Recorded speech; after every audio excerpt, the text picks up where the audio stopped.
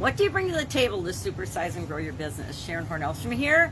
Our idiom, our expression today is bring to the table. We're working on contribution related idioms for the month of July. And to me, our businesses are all about adding value, creating value, and contributing to the world, making the world a better place. Now, this idiom, I realized as I was getting started today, I was busy yesterday. Summer is a busy time for me with family and friends and celebrations and activities and projects. And so I forgot to actually find and dig deep enough to find where and when this idiom actually originated. We know what it means. It means to provide something that will be of benefit or to contribute something to a group effort, to provide or to offer something useful skill or attribute, or to bring something for a shared tool, activity, endeavor, team, business, etc. It means we have something to offer. We bring something that other people find of value. So for the annual challenge today, the BU 365-day challenge, I shared my personal version of this type of a diagram. There's lots of circle diagrams out there that help us decide what are we good at, what do we want to do, what do we want to offer in the marketplace. And mine's got a little bit of a different tweak to it personally, and so I wanted to share that quickly here as well.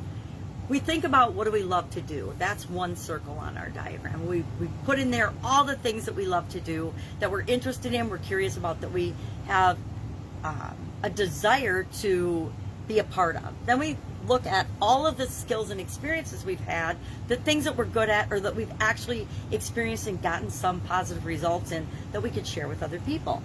Then the green circle is the thing people would value or that they would actually pay us for. Because if we're in business, we want to provide products and services that people need, want, desire, and mostly want and will pay us for. And then we make sure that they get what they need to be successful. But the one thing I like to add to my diagram is makes the world a better place. And so there's a circle of things that make the world a better place. There's also a big circle of, if there's anything that's outside of the circle of what makes the world a better place, are things that don't make the world a better place. And I'm like, if I'm going to have a business, I'm going to make something and put it out in the world, I want it to be making the world better, not making it worse. So that the intersection between those four criteria creates this little bitty space in the middle that is where I should spend my time and energy. I call it either the genius zone, the sweet spot, whatever you want to call it. That's where I want to be spending my time and energy. And the older I get, guess what? The more valuable my time is. So the more of my time and energy, I would say almost 99% of my time and energy is spent in that zone. And if it's not, and okay, there's 1% where I sneak out and I comment on posts that I probably shouldn't have. I still haven't developed the maturity to not ever comment, especially if it's something I feel strongly about. But for the most part, I stay in my little zone, my zone of what makes the world a better place, because commenting on social media doesn't necessarily make the world a better place unless I'm adding value, things people want to really hear and read and see about, and the people that I'm here to serve. It matches the things I love and makes me feel good, and I've got some experience or skills or ability or knowledge or expertise in that I can share. So I would love to know your experience with this particular idiom. I was going to ask you to share one area of expertise or superpower that you have, that you know you have, in the comments below. But I'm going to add that would meet these four criteria. It's something you love, it's something you've got skills and experience at, it's something that people would pay for, and something that makes the world a better place.